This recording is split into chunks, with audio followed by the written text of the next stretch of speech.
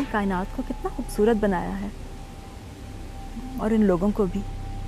मगर आज पता नहीं क्यों लोग इतने नज़रियात रखते हैं खुदा के बारे में, क्या सोच रखते हैं। काशिफा, तुम ठीक हो? मुझे लग रहा है कुछ गहरी सोच में हो और इधर उधर देख के तुम कुछ बातें कर रही थी। हाँ इलियासिफ, मैं सोच रही थी कि खुदा ने इंसान को कितना खूबसूरत बनाया है, कायनात को कितना खूबसूरत बनाया है, लेकिन लोग खुदा के बारे में कितने मुख्तलिफ नज़रियात रखते हैं, मुख्तलिफ सोचें रखते हैं। बिल्कुल, और खुदाउन की ज़ात जो है वो बड़ी खूबसूरत ज़ात है, और खुदाउन का कलाम जो है खुदा की ज़ात के हवाले से हमें बहुत कुछ सिखाता है। आप क्या सोचती हैं कि आज लोग खुदा के बारे में क्या नज़रिया रखते हैं? इलियासिफ, आज खुदा के बारे में लोगों के बड़े मुख्तलिफ नज़रियात हैं। कुछ लोग सोचते हैं कि खुदा है ही नहीं, और कुछ सोचते हैं कि बहुत सारे खुदा हैं, और बाज़ लोग तो ऐसे हैं जो खुदा की ज़ात के बारे में शक करते हैं। जी, और कुछ लोग तो ये कहते हैं कि खुदा जो है वो हर शय में मौजूद है और खुदा उनके वजूद का हिस्सा है, और कुछ लोग तो खुदा के लिए सिर्फ एक इस तरह का नज़रिया रखते हैं कि खुदा एक तसव्वुर है। और इलियासिफ, कई दफ़ा ऐसी सोच और ऐसे नज़रियात आपको बड़ा उलझा देते हैं और परेशान कर देते हैं, और लेकिन मैं समझती हूँ कि ये वही वक्त होता है जब हमें खुदावंद के कलाम की तरफ मुड़ना चाहिए और उससे सीखना चाहिए। जी बिल्कुल, खुदावंद के कलाम जो है हमारे लिए एक बहुत ही बड़ी रहनुमाई और रोशनी का सबब है। और अगर हम कलाम मुक़द्दस को देखें तो कलाम मुक़द्दस खुदा को एक खालिक के तौर पर सबसे पहले जो है वो पेश करता है। अगर हम पैदाइश की किताब पढ़ें तो वहाँ हमें पता चलता है कि खुदा ने किस तरह सारी कायनात को बनाया, किस तरह परिंदों को बनाया, किस तरह इंसान को बनाया, और पैदाइश की पूरी किताब हमें खुदावंद को एक खालिक के तौर पर जो है वो पेश करती है। अगर मेरे साथ आप निकालें इस्तिस्ना उसका 6 बाब और उसकी 4 आयत, ये मैं आयत आपके सामने ज़रूर पढ़ना चाहूँगा। बड़ी खूबसूरत आयत है, और इसमें यूँ लिखा हुआ है कि सुन ऐ इसराइल, खुदावंद हमारा खुदा एक ही खुदावंद है। खुदावंद हमारा खुदा एक ही खुदावंद है। अगर हम कलाम मुक़द्दस को पढ़ें तो हमें पता चलता है कि खुदा की ज़ात के बारे में कलाम मुक़द्दस हमें ये बताता है कि खुदा वाहिद खुदा है, खुदा एक ही है। और यहूदी जो थे इस ख़ास आयत को दिन में 2 दफ़ा दोहराया करते थे। और अगर आप मेरे साथ निकालें यसाया उसका 46वां बाब और उसकी 9वीं आयत, तो उसमें लिखा है कि मैं खुदा हूँ और मुझसा कोई नहीं। खुदा जो है वो कादिर मुतलक खुदा है, ये कलाम मुक़द्दस हमें बताता है, और खुदा जैसा कोई नहीं। तो इलियासिफ, हम खालिक खुदा के बारे में और क्या सीख सकते हैं? देखें, जब हम खुदावंद को खालिक खुदा के हवाले से बात करते हैं तो याद रखें कि खुदावंद जो है वो हमें ये सिखाते हैं कि वो वाहिद खुदा है, उस जैसा कोई नहीं है। और हम अगर खरूज उसका 7वां बाब उसकी पहली आयत पढ़ें, या फिर ज़बूर 42 और 82 उसकी 6ठी आयत पढ़ें, और पहला करंथियों 8 बाब और उसकी 5वीं और 6ठी आयत पढ़ें, तो वहाँ हमें बार बार ये आयत जो है याद दिलाते हैं कि हमारा खुदावंद खालिक खुदा है और हमारा खुदा वाहिद खुदा है। इलियासिफ, ये बात तो बिल्कुल दुरुस्त है कि कलाम मुक़द्दस हमें बड़ी वाज़ेह तौर पर बताती है कि हमारा खुदावंद वाहिद खुदा है। लेकिन मसीही अकीदे में जब तसलीस का ज़िक्र आता है तो बहुत से लोग अजीब से कई दफ़ा सोच रखते हैं, और वो सोचते हैं कि शायद 3 खुदा हैं। तो आप मुझे बताएं कि ऐसी सूरत में हम उन्हें कैसे बताएं कि खुदा 3 नहीं बल्कि एक ही खुदा है? जी, जब तसलीस की हम बात करते हैं तो आमतौर पर यहाँ तक कि गैर कवाम नहीं बल्कि कई मसीहों को भी इस हकीकत का नहीं पता, वो भी कई दफ़ा इस तरह की चीज़ों को सोचते हैं। लेकिन हमें ये याद रखना चाहिए कि तसलीस, लफ्ज़ तसलीस से मुराद जो है वो ये है कि हमारा खुदा जो है वो वाहिद खुदा है, लेकिन अपने आप को उसने 3 शख्सियतों में जो है वो ज़ाहिर किया है, जो कि खुदा बाप, खुदा बेटा और खुदा रूल कुद्स है। और अगर आप तसलीस के हवाले से तसलीस के इस अकीदे के हवाले से कुछ हवालाजात देखना चाहती हैं तो हमें पता चलता है कलाम मुक़द्दस से खुदा बाप जो है वो खुदा है। और उसके लिए अगर हवाला देखें तो दूसरा पतरस उसका 1 बाप और उसकी 17वीं आयत है, और फिर पहला तसल्लीकियों 1 बाप और पहली आयत। और अगर हम खुदा की दूसरी शख्सियत यानी कि बेटा जो है वो खुदा है, उसके लिए हम देखें पहला यूहन्ना उसका 1 बाप और पहली आयत, और फिर 1 बाप की 4थी आयत, और फिर 5वां बाप 20वीं आयत। और अगर हम रूल कुद्स के हवाले से बात करें कि रूल कुद्स जो है वो भी खुदा है, तो इस शख्सियत के लिए हम माल उसका 5वां बाप उसकी 3री और 4थी आयत देख सकते हैं, और फिर दूसरा करंथियों उसका 3रा बाप और उसकी 17वीं आयत। तसलीस के हवाले से जो एक ख़ास आयत मुझे बहुत पसंद है वो हमें मिलती है मत्ती की इंजील उसका 28वां बाप और उसकी 19वीं और 20वीं आयत, जिसमें खुदावंद यीशु मसीह कहते हैं कि जाओ और सब कौमों को शागिर्द बनाओ और उन्हें बाप और बेटे और रूल कुद्स के नाम से बपतिस्मा दो। तसलीस के 3 कानून जो हैं वो हमें इस आयत के अंदर नज़र आते हैं। काशिफ़ा ख़ास बात यह है कि तसलीस का ये जो लफ्ज़ है, आपको पता है ये कलाम मुक़द्दस में नहीं है जी।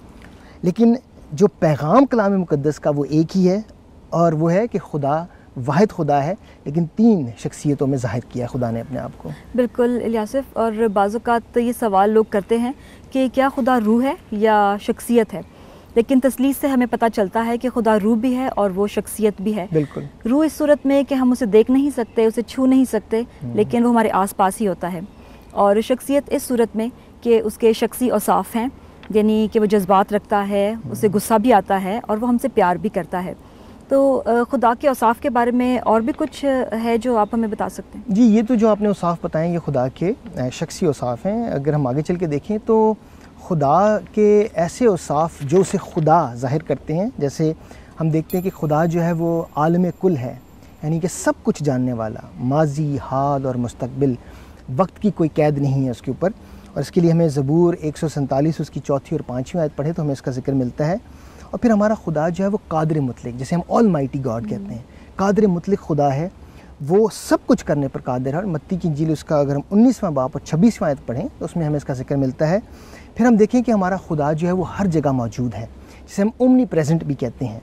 और अगर हम ज़बूर 139 उसकी 7वीं आयत से 12वीं आयत तक पढ़ें तो वहाँ ज़बूर नवीस कहते हैं कि अगर मैं आसमान पर चढ़ गया हूँ तो तू वहाँ पर मौजूद है, और अगर मैं पाताल में जा बसूँ तो तू वहाँ पर भी मौजूद है।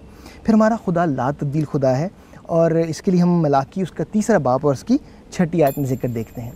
इलियासिफ, वाकई में ये खुदा के कितने खूबसूरत औसाफ हैं कि खुदावंद हर जगह पर मौजूद है, वो ला तब्दील खुदा है, वो कादिर मुतलक है। पर आप मुझे बताएं कि ये खुदा इंसान के साथ मोहब्बत कैसे रखता है और किस तरह से उसके साथ ताल्लुक़ कायम करता है? देखिए, खुदा की ज़ात जो है वो इंसान से बहुत मोहब्बत करती है।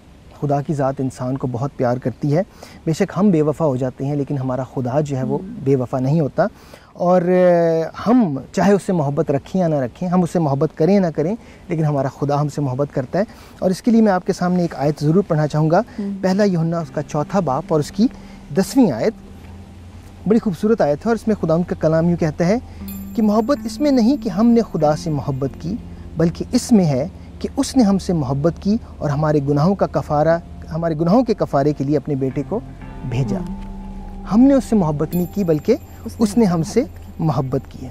मगर इलियासिफ, खुदावंद का कलाम इंसान के लिए खुदा के गज़ब और गुस्से का भी तो बयान करता है।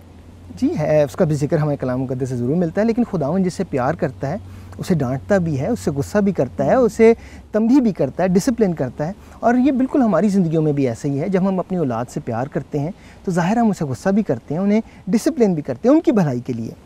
जहाँ हम खुदा के गज़ब की बात करते हैं तो बेशक खुदा उनका गज़ब उन लोगों पर ज़रूर भड़केगा जो लगातार खुदा की नाफरमानी में इस दुनिया में अपनी ज़िंदगी गुजारते हैं और खुदा के कलाम को और उसके बेटे की सच्चाई को जो है वो रद्द करते हैं। इलियासिफ, और मैं समझती हूँ कि इंसान अपने मारूसी गुनाह की वजह से खुदा की मोहब्बत का हकदार नहीं था, बल्कि उसका हमें हवाला मिलता है रोमियो 6 बाब उसकी 23वीं आयत में, जहाँ पर लिखा है कि गुनाह की मजदूरी मौत है। जी, गुनाह की मजदूरी मौत है। हम वाकई ही अपने मारूसी गुनाह की वजह से जो हमें आदम से मिला था, उसकी वजह से हम खुदा की मोहब्बत, खुदा के प्यार, खुदा के फ़ज़ल के हकदार नहीं थे।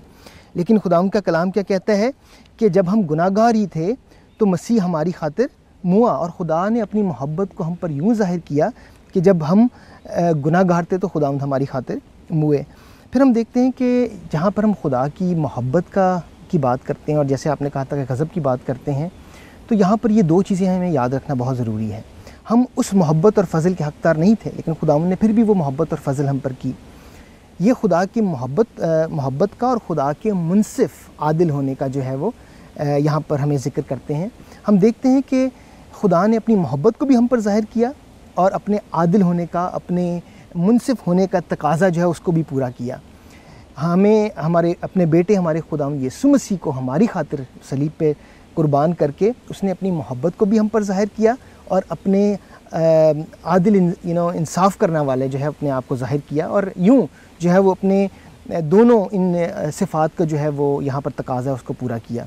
हम देखते हैं कि यूहन्ना उसका 3रा बाब और उसकी 16वीं आयत में क्या लिखा है कि खुदा ने दुनिया से ऐसी मोहब्बत रखी कि उसने अपना इकलौता बेटा बख्श दिया ताकि जो कोई उस पर ईमान लाए हलाक ना हो बल्कि हमेशा की ज़िंदगी पाए।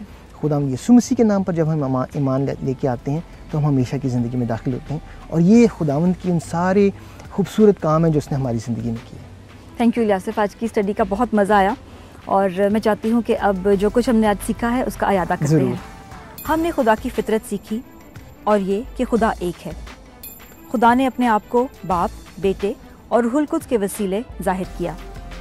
हमारा खुदा कादिर मुतलक है, हाजिर व नाजिर है, आलिम कुल है, भला है, हुक्मरान है, गज़ब करने में धीरा और मोहब्बत में गनी है। खुदा हमें इतना प्यार करता है कि जब हम गुनाहगार ही थे तो मसीह हमारी खातिर मुआ। प्रोग्राम डिसाइपलशिप एसेंशियल्स में हमारे साथ रहने के लिए आपका बहुत बहुत शुक्रिया। अगले प्रोग्राम में नए पैगाम के साथ फिर हाजिर होंगे। तब तक के लिए खुदा हाफिज़।